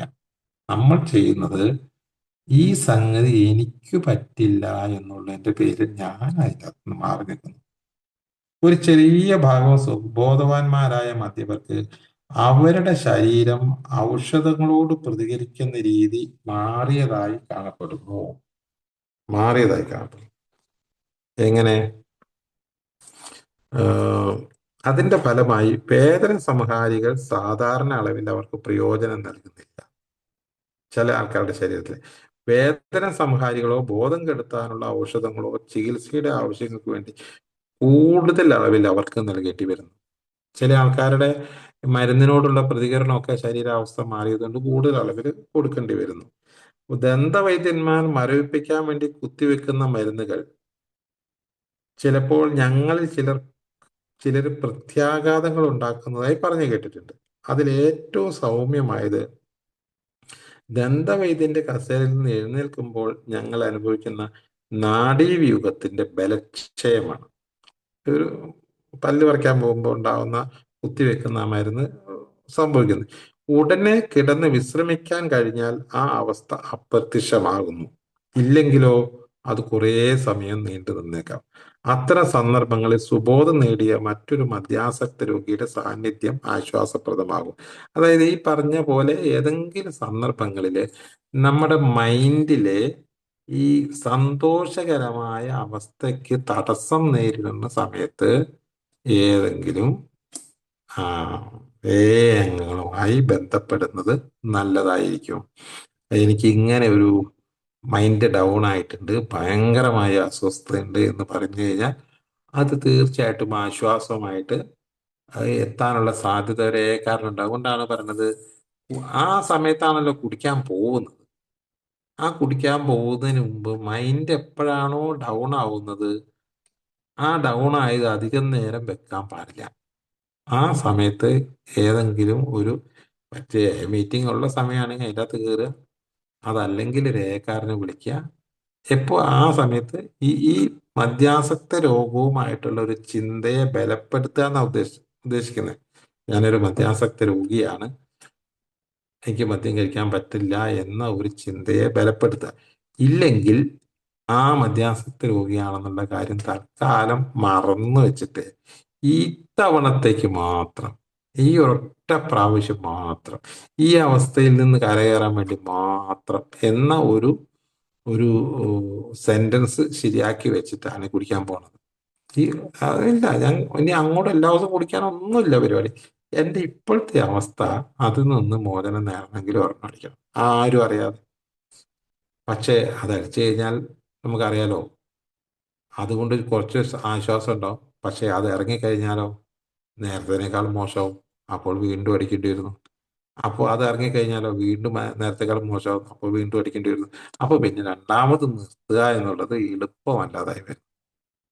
ആദ്യത്തെ ആ ആദ്യത്തെ ഒരു പെഗ് ഒഴിവാക്കാനുള്ള ഒരു ശ്രമത്തിന്റെ 10 ഇരട്ടിയെങ്കിലും ശ്രമം വേണം ഒന്ന് കുടിച്ചിട്ട് പിന്നത്തെ രണ്ടാമത്തെ കുടി ഒഴിവാക്കാൻ. അത് ഭയങ്കര പ്രയാസം. അപ്പൊ അതുകൊണ്ട് ഏറ്റവും എളുപ്പമുള്ള മാർഗം ആദ്യത്തെ കുടിയിൽ നിന്ന് അങ്ങോട്ട് മാറിയില്ല. ഏറ്റവും സിമ്പിൾ അതാണ്. അവിടെ ഉണ്ടാകുന്ന ആ അസ്വസ്ഥതകളെ മാനേജ് ചെയ്യാൻ വേണ്ടിയിട്ട് ശ്രമിക്കുക. ആ മാനേജ് ചെയ്യേണ്ട ആവശ്യകത ബോധ്യപ്പെടുക. പകരം ഒരു സബ്സ്റ്റൻസും ഉപയോഗിക്കാതിരിക്കുക. കഞ്ചാവോ മയക്കുമരുന്നോ അത് അല്ലെങ്കിൽ ഹാൻഡ്സ് ചില ആൾക്കാർ ഉപയോഗിക്കുന്നുണ്ട്. അതുപോലെ തന്നെ തമ്പാക്ക് പൊടി, അങ്ങനത്തെ കുറെ പല പല സാധനങ്ങൾ ഇപ്പോൾ മാർക്കറ്റിലൊക്കെ ലഭ്യമാണ്.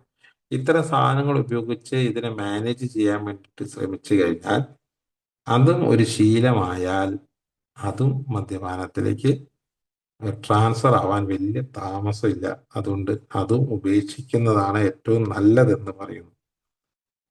ഉം, കുറേ സമയം സുബോധം നേടിയ മറ്റു മദ്യപർക്ക് അത്തരം പ്രത്യാഘാതങ്ങൾ അനുഭവപ്പെടുന്നില്ല. ഏതെല്ലാം സാഹചര്യത്തിൽ മേൽപ്പറഞ്ഞ തരം പ്രത്യാഘാതങ്ങൾ ഉണ്ടാകുമെന്ന് പ്രവചിക്കുക ആർക്കും സാധ്യമല്ല.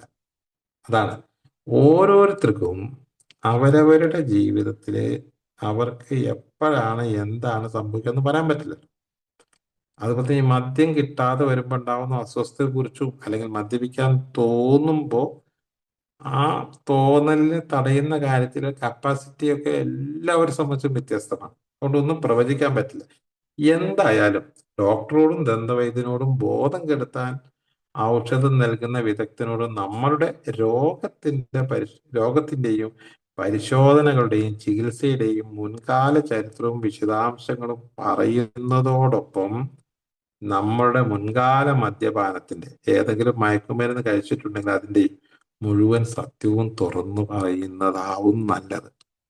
ഒരു മയക്കുമരുന്ന് കൊടുക്കുകയാണെങ്കിൽ ആ മയക്കുമരുന്ന് കൊടുത്ത് എന്തെങ്കിലും ബോധം കെടുത്തുന്ന ഒരു ഏർപ്പാട് നടത്തുകയാണെങ്കിൽ ആ ഡോക്ടറോട് ഞാനൊരു മദ്യാസക്ത രോഗിയാണ് എന്ന് പറയുന്നത് ഉചിതമായിരിക്കും. ഡോക്ടർക്കും ഈ മദ്യാസക്ത രോഗത്തെ കുറിച്ച് അറിയണം കേട്ടോ. ഏതായാലും താഴെ രേഖപ്പെടുത്തിയിരിക്കുന്ന രണ്ട് വിവരണങ്ങൾ ചിത്തവൃത്തിയെ ബാധിക്കുന്ന, അതായത് ബോധത്തെ ബാധിക്കുന്ന മദ്യമല്ലാത്ത മറ്റു മയക്കുമരുന്നുകൾ ഉപയോഗിക്കുന്ന അംഗങ്ങളുടെ പൊതുവെ അനുഭവമായി കാണപ്പെടുന്നു. ഈ മയക്കുമരുന്ന് ഉപയോഗിച്ച ആൾക്കാർ എന്ത് സംഭവിച്ചു എന്നുള്ള രണ്ടനുഭവം ഇവിടെ പറയുന്നുണ്ട്. ഏകദേശം 30 വർഷം സുബോധവാനായിരുന്ന ഞങ്ങളിൽ ഒരാൾ അന്ന് വരെ താൻ സ്പർശിച്ചിട്ടില്ലാത്ത കഞ്ചാവ് ഉപയോഗിക്കാൻ ആഗ്രഹിച്ചു. ഈ കഞ്ചാവ് ഉപയോഗിച്ചാൽ വലിയ കുഴപ്പമൊന്നുമില്ല, മദ്യമല്ലേ പ്രശ്നം. ഞാൻ മദ്യം ഉപയോഗിക്കുന്നില്ലല്ലോ, കുറച്ച് കഞ്ചാവ് ഉപയോഗിക്കാം എന്നൊക്കെ വിചാരിച്ചാൽ കഞ്ചാവ് ഉപയോഗിക്കും. അതിൽ രസം കണ്ടെത്തി, ഡോപ്പാമിൻ ഉണ്ടായി. സൗഹൃദ കൂട്ടായ്മകളിൽ മാസങ്ങളോളം ഒരു പ്രശ്നവുമില്ലാതെ അത് ഉപയോഗിക്കാൻ കഴിഞ്ഞപ്പോൾ അദ്ദേഹത്തിന് ധൈര്യമായി. കുഴപ്പമില്ല, ഞാനിപ്പം കള്ളുകൂടി ഒന്നില്ല, ഇപ്പൊ ഞാൻ പിന്നെ വല്ലപ്പോഴും ഒരു വീഡിയോ ആയിരിക്കും എന്നൊക്കെ പറയാൻ തുടങ്ങി. അപ്പോൾ ആരോ പറഞ്ഞു അതിനൊപ്പം അല്പം വീഞ്ഞും കൂടി ആയാലും അനുഭൂതി കൂടുതൽ മെച്ചപ്പെടും. അപ്പൊ ആരോ പറഞ്ഞു ഈ കഞ്ചാവ് അടിച്ചിട്ട് ഒരൊറ്റ ബിയർ അടിച്ചു കഴിഞ്ഞാൽ ഇരട്ടി കിക്കായിരിക്കും എന്ന് പറഞ്ഞു. തന്റെ ദാരുണമായ മദ്യാസക്തിയുടെ ചരിത്രത്തെ പറ്റി ഓർക്കാതെ അദ്ദേഹം അതിന് ശ്രമിച്ചു. എങ്ങനെ ആയാലും അദ്ദേഹം വളരെ വീര്യം കുറഞ്ഞ വീഞ്ഞ് അല്പം മാത്രമേ കുടിക്കാറുണ്ടായിരുന്നുള്ളൂ. ഒരു മാസത്തിന് അദ്ദേഹം ഭീകരമായി കുടിക്കാൻ തുടങ്ങി. ഗുരുതരമായ മദ്യാസക്ത രോഗത്തിന്റെ കാൽക്കീഴിൽ താൻ വീണ്ടും അകപ്പെട്ടു പോയെന്ന് അദ്ദേഹം കുറെ കഴിഞ്ഞ തിരിച്ചറിഞ്ഞത്.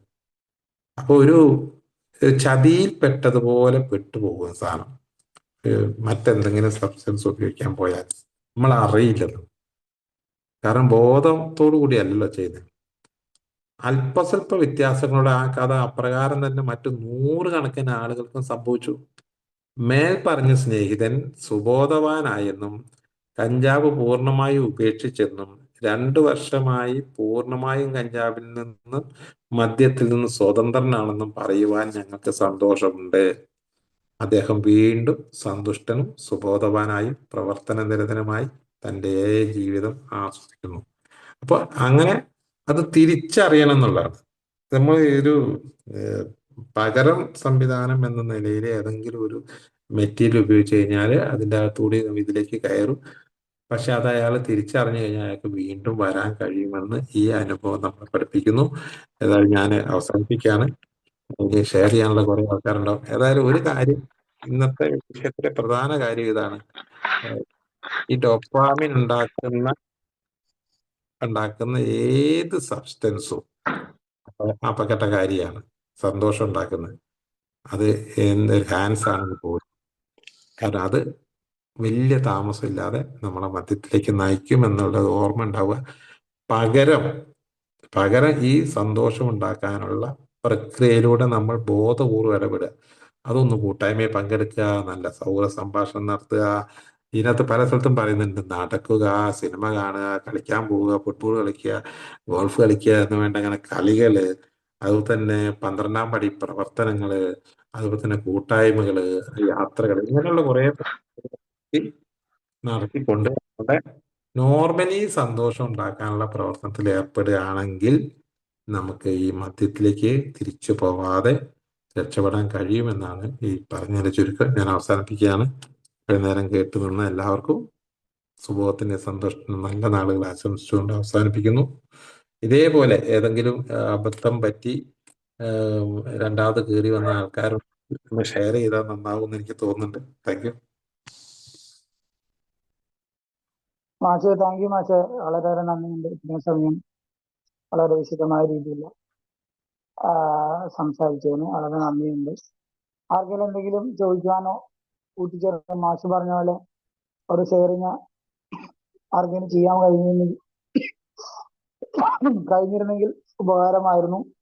നമ്മളിപ്പോ 35 പേരുണ്ട് മാസടക്കം. ആർക്കെങ്കിലും മുൻപോട്ട് കടന്നു വരാം. ബൈച്ചേട്ടൻ, ഹലോ.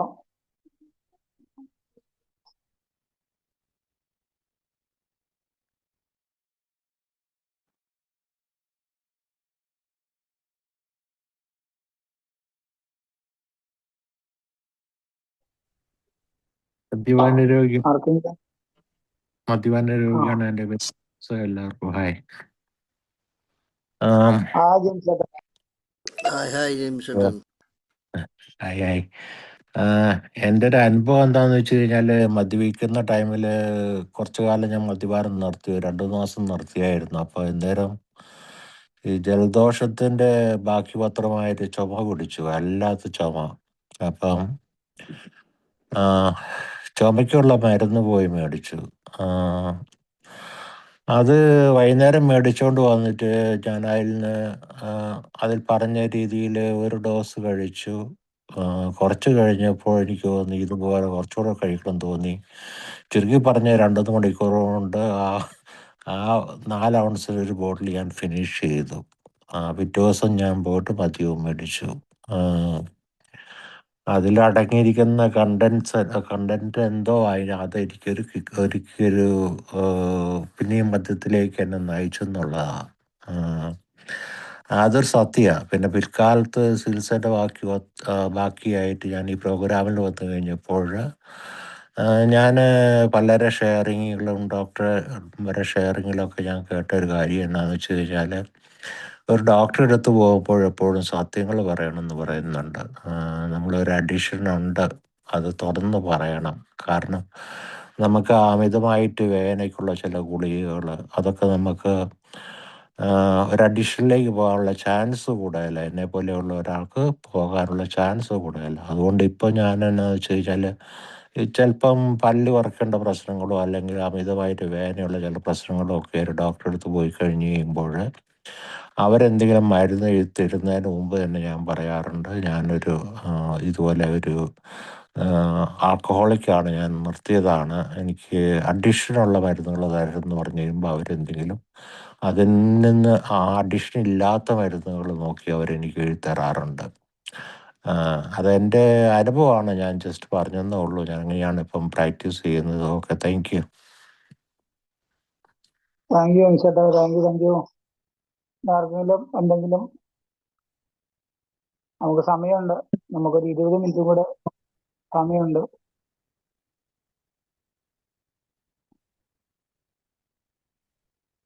ജെയിംസ് ചേട്ടാ, താങ്ക് യു കേട്ടോ. ജെയിംസ് ചേട്ടൻ, എനിക്ക് തോന്നുന്ന ഗ്രൂപ്പിൽ ഞാൻ നേരിട്ട് പരിചയമുള്ള ഒരാളാകെ ജെയിംസ് ചേട്ടനാ എനിക്ക് തോന്നുന്നു.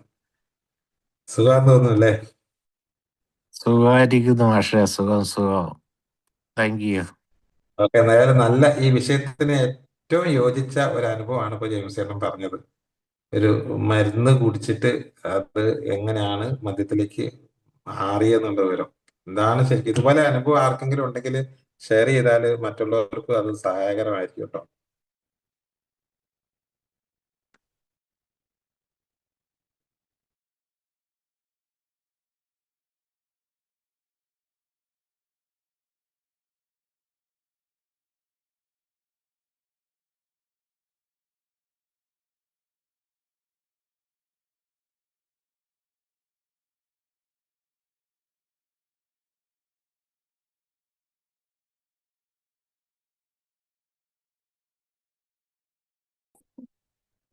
പ്രിയപ്പെട്ട സുഹൃത്തുക്കളെ, ബിനിച്ചേട്ടാ പറയൂ. ബിനിച്ചേട്ടാ സുഹൃത്തുക്കളെ, സെക്ഷൻ ദൈവാനുഗ്രഹത്താലും ഏകനോട് സഞ്ചരിക്കാൻ ഇന്നത്തെ ദിവസം വർദ്ധിപ്പിച്ചിട്ടുള്ള എൻ്റെ ഒരു ദിനം വേറെ ഒന്നുമില്ല, സന്തോഷമായിട്ട് പോകുന്നു. ഞാൻ ആദ്യം ഇവിടെ അപ്പുറത്ത് പിള്ളേരുടെ ശല്യം ഉണ്ടായിരുന്നു, അതാണ് ഷെയർ ചെയ്യാൻ ഉണ്ടായിരിക്കുക സാധിച്ചു. എന്തായാലും വിജയ മാസ്റ്റർക്ക് നന്ദി പറയാൻ ഉദ്ദേശിച്ച്. പിന്നെ പ്രത്യേകിച്ച് അങ്ങനെ മീറ്റിങ്ങിൽ ഇരുന്നപ്പോൾ ഒത്തിരി കാര്യങ്ങൾ മനസ്സിൽ കടന്നുപോയെങ്കിലും പെട്ടെന്ന് ജീവിതത്തിലൊരു അനുഭവം പറയാൻ പറഞ്ഞപ്പോൾ പെട്ടെന്ന് കിട്ടിയില്ല. എന്തായാലും സന്തോഷമായിട്ടിരിക്കണം. എല്ലാവർക്കും ശുഭോദയം ആശംസിച്ചുകൊണ്ട് താങ്ക് യു മുഹൂർത്തത്തിൽ. താങ്ക് യു ബിനിച്ചേട്ടാ, താങ്ക് യു. ശ്രീനിച്ചേട്ടാ, ഞാൻ വരട്ടെ. ഞാനൊരു അമിത മദ്യപാനി. എയുടെ സഹായത്തിൽ ഇന്ന ദിവസം മദ്യപിച്ചിട്ടില്ല. എൻ്റെ പേര് അലക്സ്. എല്ലാവർക്കും ഹായ്. വിജയ് മാഷിന്റെ ഈ സെഷൻ വളരെ നല്ലൊരു വിജ്ഞാനപ്രദമായ ഒരു സെഷനായിരുന്നു. കാരണം മദ്യത്തിന് പകരമായിട്ട് വേറെ എന്തെങ്കിലും ലഹരിയിലേക്ക് ഉപയോഗിക്കുകയോ അത് ഒരു എന്താ പറയുക, ഒരു സബ്സ്റ്റിറ്റ്യൂട്ട് ആയിട്ട് ഉപയോഗിക്കാനായിട്ട് പറ്റില്ല എന്നുള്ളത് യിലുള്ള പലരുടെയും അനുഭവങ്ങളിലൂടെ മനസ്സിലാക്കാൻ സാധിക്കും. അത് പലപ്പോഴും ഈ ഒരു സുബോധാവസ്ഥയിൽ മുന്നോട്ട് പോകുമ്പോൾ മനസ്സിൽ വരുന്നൊരു കാര്യമാണ്. അതായത് മദ്യത്തിന് പകരം എന്തെങ്കിലും ലഹരി ഉപയോഗിക്കാം എന്നുള്ളത്. പക്ഷെ അങ്ങനെ ലഹരി ഉപയോഗിക്കുന്നത് വഴിയായിട്ട് പ്രത്യേകിച്ച് കാര്യമൊന്നുമില്ല. ഇതിൽ ബിഗ് ബുക്കിലും തന്നെ കഴിഞ്ഞ ബിഗ് ബുക്കിലല്ല, സോറി, വേറൊരു ബുക്കിൽ ഞാൻ ആൽക്കഹോളിക്സ് അനോണിമസിന്റെ ഒരു ബുക്കിൽ ഞാൻ വായിക്കുകയുണ്ടായി. ഒരാളയാൾ ഇതുപോലെ ക്യാനബസ് യൂസ് ചെയ്യുകയും ക്യാനബസും വൈനുമായിട്ട് ഉപയോഗിച്ച് പോവുകയും അതിനുശേഷം പിന്നെയും ആൽക്കഹോളിൽ നേരത്തെ കുടിച്ചിരുന്നതിലും ഭീകരമായിട്ട് മദ്യപാനത്തിലേക്ക് തന്നെ തിരിഞ്ഞു വരുന്ന ഒരവസ്ഥയും. അപ്പൊ ഇത് വേറൊരു ലഹരി കണ്ടുപിടിക്കുക അല്ലെങ്കിൽ വേറെ എന്തായിക്കോട്ടെ അത് കണ്ടുപിടിച്ചു കഴിഞ്ഞാലും അത് ആൽക്കഹോളിലേക്ക് തന്നെ എത്തിക്കുമെന്നുള്ളത് എൻ്റെ ഒരു തോന്നലാണ്. ചിലപ്പം വിജയ് മാസ്റ്റർ പറയാനുണ്ടെങ്കിൽ അത് പറയാം. എനിക്ക് തോന്നുന്നത് വേറെ എന്ത് സബ്സ്റ്റിറ്റ്യൂട്ട് കണ്ടുപിടിച്ചാലും അത് വീണ്ടും ഇപ്പോൾ ഉദാഹരണത്തിന് നോൺ ആൽക്കഹോളിക് ബിയർ അങ്ങനെയുള്ള എന്തെങ്കിലും ബെവറേജ് ആണെങ്കിൽ പോലും കുടിച്ചു കഴിഞ്ഞാൽ പിന്നെയും ആൽക്കഹോളിലേക്ക് തന്നെ എത്തുകയും അത് അനിയന്ത്രിതമായി പോവുകയും ചെയ്യുമെന്ന് എൻ്റെ ഒരു തോന്നലാണ്. ഏതായാലും ഇത്ര നല്ലൊരു ഇൻഫർമേഷൻ ഞങ്ങൾക്ക് തന്നതിന് നന്ദി. താങ്ക് യു വിജയമാഷ്. താങ്ക് യു അലക്സേട്ടാ, താങ്ക് യു.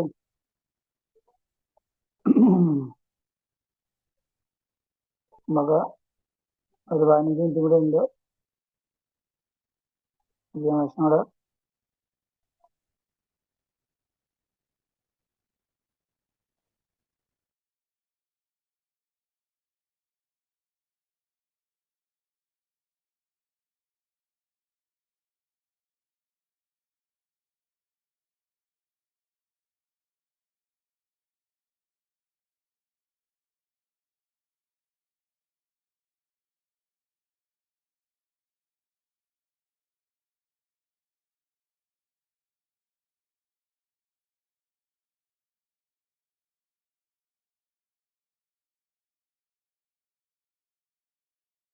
മാഷ എന്താണെങ്കിലും എനിക്ക് ഉണ്ടായ ഒരു അനുഭവം ഞാൻ ഷെയർ ചെയ്യാം. ഞാനൊരു മദ്യസക്തനാണ്. എൻ്റെ പേര് ശ്രീനു. എനിക്ക് സ്വന്തം വർക്ക്ഷോപ്പായിരുന്നു. ഇപ്പോഴും വർക്ക്ഷോപ്പ് തന്നെയാണ്, 2 വീലർ വർക്ക്ഷോപ്പായിരുന്നു. ഞാൻ 2010 ഞാനൊരു സുഹൃത്ത്, ഒരു കസ്റ്റമറായിട്ട് ഞാൻ കള്ള് കുടിച്ചുകൊണ്ടിരുന്നപ്പോ, അപ്പൊ അവന് അധികം പ്രായമില്ല. അന്ന് എഞ്ചിനീയറിങ്ങിന് പഠിക്കുന്ന സമയം. അപ്പൊ അങ്ങനെ നമ്മളൊരു യാദൃശ്ചികമായിട്ട് അവനായിട്ട് നമ്മുടെ ഒരു പയ്യനായിട്ട് കമ്പനി കൂടി. കൂടി കഴിഞ്ഞ ഇങ്ങനെ കള്ളു കുടിച്ചോണ്ട് വന്ന് ഇരുന്ന സമയത്ത് അവൻ ചേട്ടാ ഇതൊന്നും അല്ല, ഇതില് വേറെ സാധനമുണ്ട്, അതാണെങ്കിൽ അടിപൊളിയായിരിക്കും എന്ന് പറഞ്ഞ് അവനെ ഞാൻ പരിചയപ്പെട്ടപ്പോൾ പറഞ്ഞു എന്നെ സംഭവം ചേട്ടാ ഇത് വെച്ചിട്ട് എന്തെങ്കിലും മറ്റേ കഞ്ചാവുണ്ട്, അത് തീർത്ത് രണ്ടെണ്ണം വലിച്ചു കഴിഞ്ഞാൽ അടിപൊളിയായിരിക്കും. അപ്പൊ ഞാൻ അന്ന് മദ്യപാനം മാത്രമേ ഉള്ളൂ, സിഗരറ്റ് ഉണ്ട്, എന്നാലും അത്ര വലിയ കാര്യമായിട്ടില്ല. ഇനി പറഞ്ഞ പോലെ അന്ന് ഹാൻഡ്സൊക്കെ ഉപയോഗിക്കുന്ന സമയം. പക്ഷെ അന്ന് ഞാൻ ഈ വ്യക്തിയായിട്ട് കമ്പനിയൊന്നും കൂടില്ല. അവൻ വടക്കമ്പരൂരിൽ നിന്ന് അവന്റെ അച്ഛന് ഇവിടെ റെയിൽവേയിൽ ജോലി കിട്ടി ഇങ്ങോട്ട് താമസം മാറി വാടകയ്ക്ക് താമസിക്കാൻ വന്നൊരു വ്യക്തിയായിരുന്നു. അപ്പൊ അങ്ങനെ കുറച്ച് നാളുകൾക്ക് ശേഷം ഇവന്റെ ഒരു കമ്പനി എന്ന് പറഞ്ഞാൽ നമ്മുടെ തൊട്ടടുത്ത് വർഷത്തിന്റെ തൊട്ടടുത്തൊരു പെട്രോൾ പമ്പ് ഉണ്ട്, അവിടുത്തെ മാനേജറായിട്ടായിരുന്നു ഇവന്റെ ഒരു കമ്പനി. അപ്പോൾ യാദൃശ്യമായിട്ട് ഞാൻ വൈകുന്നേരം രാത്രി വർക്ക്ഷോപ്പ് അടിച്ച് പെട്രോൾ അടിക്കാൻ വന്നപ്പോൾ ഇവർ രണ്ടുപേരും അവിടെ വെച്ച് കണ്ട്. അന്ന് ദിവസം ഞാൻ അവരുടെ കൂടെ കമ്പനി കൂടിയപ്പോൾ അവർ വന്ന് ചേട്ടാ നോക്കാം മദ്യപിക്കുന്നവരെ എവിടെ ചെന്നാലും സാധനം ഉണ്ടോന്നാണുള്ളത്. പറഞ്ഞ സാധനം ഉണ്ട്, അപ്പോൾ റൂമിൽ ഇരിക്കാൻ പറഞ്ഞു. ഞാൻ അങ്ങനെ ആദ്യമായിട്ട് അവരുടെ കൂടെ കമ്പനി കൂടി. കമ്പനി കൂടിയപ്പോഴത്തേനും ഇവര് രണ്ടെണ്ണം അടിച്ചു കഴിഞ്ഞപ്പോൾ ഒരു സാധനം പുറത്ത് തീർത്ത് ഗോൾഡ്, അന്ന് ഗോൾഡാ വലിച്ചോണ്ട്. അപ്പൊ ഗോൾഡ് എന്റെ പകുതി ഒടിച്ച് കളഞ്ഞ് അവര് സെറ്റ് ചെയ്ത് എനിക്ക് തന്നു. ഞാനത് ആദ്യമല്ല ഞാനത് അവരുടെ കൂടെ കമ്പനി കൂടി. പിന്നെ മിക്ക ഞായറാഴ്ചകളിലും ഞാൻ അവരെ അന്വേഷിച്ച് ആ പമ്പിൽ ഞാൻ പോവാറ്. കുറെ നാളുകൾ, ഒരു 1.5 വർഷം. അത് കഴിഞ്ഞിട്ട് അവൻ ഇപ്പൊ എവിടെയാണെന്ന് എനിക്കറിയില്ല. ഞാൻ ഫേസ്ബുക്കിൽ കാണാറുണ്ടെങ്കിലും കല്യാണം കഴിഞ്ഞതാണ് കൊച്ചിനെ പിടിച്ചുകൊണ്ട് നിൽക്കുന്ന ഫോട്ടോ കാണാറുണ്ട്. അങ്ങനെ ഞാൻ ആ ഒരു സുഹൃത്തായിട്ട് എന്ന് വെച്ചാൽ ഒരു പരിചയമില്ലാതെ ബന്ധപ്പെട്ടാണ്. പക്ഷെ കുറച്ച് നാൾ കഴിയുമ്പോഴത്തേനും പിന്നെ ഞാൻ അവനെ എല്ലാ ഞായറാഴ്ചകളിലും ആ പമ്പിന്റെ പുറകിൽ വൈകുന്നേരം ഈ കള്ളുകൂടി നിന്നിട്ട് അവന്റെ അടുത്ത് പോയി അവനെ വിളിച്ചു വരുത്തി, അല്ലെങ്കിൽ അവൻ അവസാനം ഇവനവിടെ നിന്ന് സ്കിപ്പായി പോയി. പിന്നെ ഞാൻ കുറെ നാൾ കഴിഞ്ഞപ്പോഴത്തേനും അതിലപ്പുറം ഈ കള്ളുകൂടിയും പ്രശ്നങ്ങളൊക്കെ ആയി കഴിഞ്ഞപ്പോൾ പിന്നെ ആ കമ്പനി വിട്ടു. പിന്നെ നമ്മൾ വേറെ കമ്പനി പിടിച്ചു. അതിനകത്താണെങ്കിൽ പറഞ്ഞ പോലെ 24 മണിക്കൂറും മദ്യം കിട്ടുന്ന ഒരു കമ്പനിയായിരുന്നു.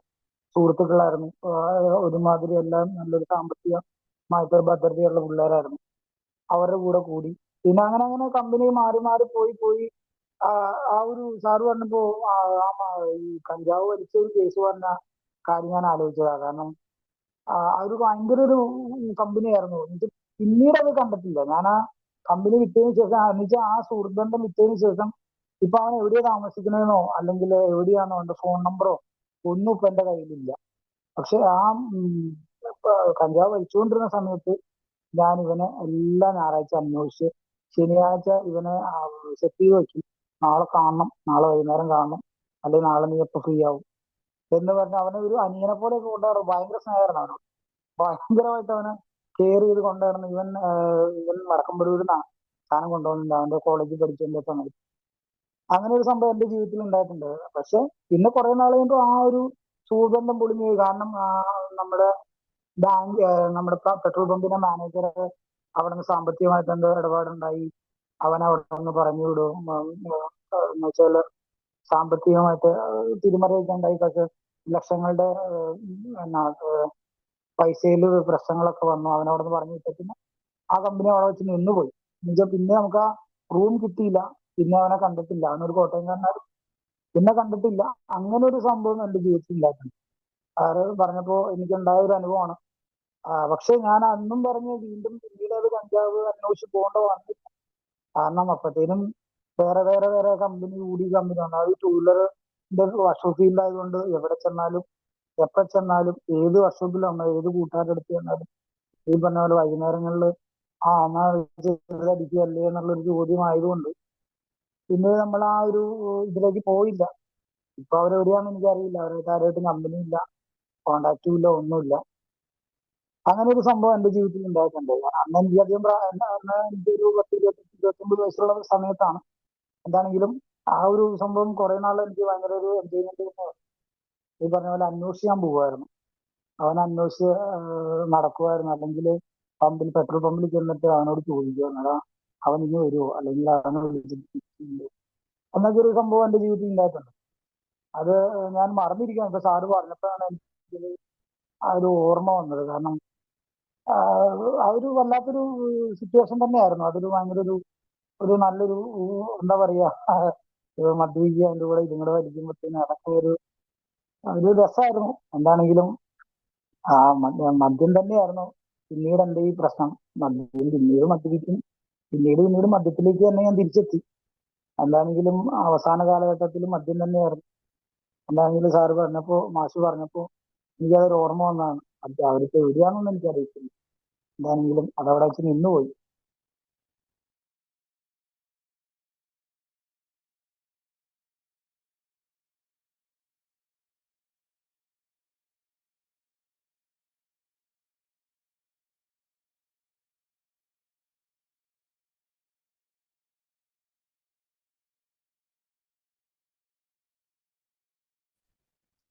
സാറ് പറഞ്ഞത് ഒരു കാര്യം കൂടെ ഒന്ന് കൂട്ടിച്ചേർക്കാനുണ്ടായിരുന്നു. എന്താണെന്ന് വെച്ച് കഴിഞ്ഞാല് ഈ പറഞ്ഞ പോലെ നമ്മൾ ഡോക്ടറെ അടുത്ത് ചെന്ന് കഴിഞ്ഞാൽ നമ്മൾ കറക്റ്റ് ആയിട്ട് എന്റെ പേര് ജിമ്മി, മധ്യാഫ്രിക്കനാണ്.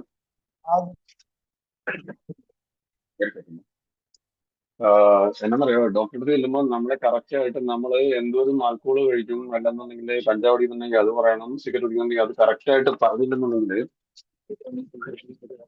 ചെന്ന് കഴിഞ്ഞു കഴിഞ്ഞാല് അപ്പം ഈ പറഞ്ഞ അനസ്തേഷ്യ നമുക്ക് ഏൽക്കില്ല.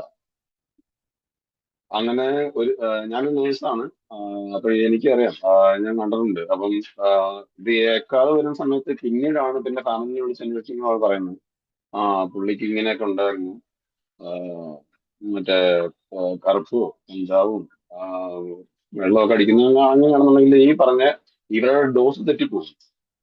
അവർ ഈ പറഞ്ഞ body body mass body mass index വെച്ചിട്ടാണ് ഇതിന്റെ ഡോസ് കൊടുക്കുന്നത്, അനസ്തേഷ്യ കൊടുക്കുന്നത്. അത് ഏക്കില്ല. അങ്ങനത്തെ പ്രശ്നമുണ്ട്. അപ്പം അത് കറക്റ്റ് ആട്ടോ പുള്ളി പറഞ്ഞു. അതെന്ന് പറയുന്നത് താങ്ക് യു ജിമ്മിച്ചേട്ടാ, താങ്ക് യു. നമുക്കൊരു 7 മിനിറ്റ് കൂടെ ഉണ്ട്.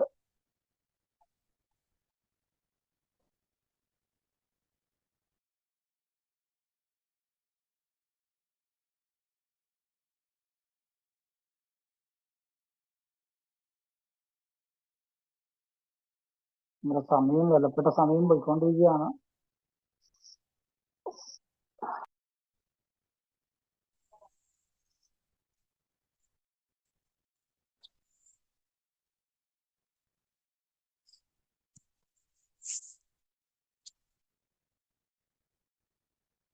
കണ്ടുകെട്ടൊറ്റയ്ക്കും കഴിവില്ലാത്തവനും ജീവിക്കാൻ പറ്റിയ ലോകമല്ല അത്.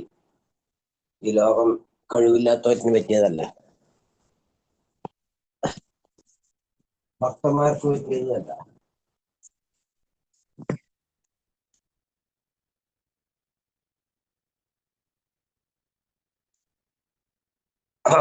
അക്ഷയ് ചേട്ടാ, ഹലോ.